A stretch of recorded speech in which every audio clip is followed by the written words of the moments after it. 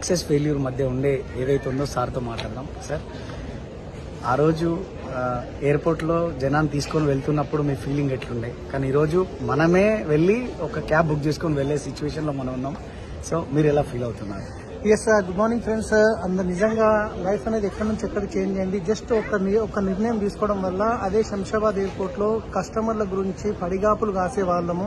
వచ్చిన ప్రతి ఒక్క వ్యక్తిని సార్ ట్యాక్సీగా ఉన్నా అని అడిగే వాళ్ళము.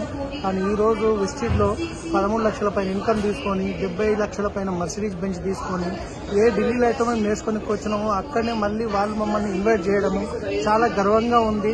సో జీవితం అనేది ఎప్పుడు కానీ ఒక్క నిమిషంలో మారదు, కానీ ఆ ఒక్క నిమిషంలో తీసుకునే నిర్ణయం వల్ల ఖచ్చితంగా మీ జీవితం మారుతుంది. వీడియో పంపిస్తున్న వాళ్ళతో మాట్లాడండి. So excellent Telangana youth icon Srinivas sir చేయబట్టుకున్నారంటే 100% మీ గమ్యాన్ని చేరుకుంటారు. థ్యాంక్ యూ, చాలా సంతోషంగా ఉంది. Thank you very much.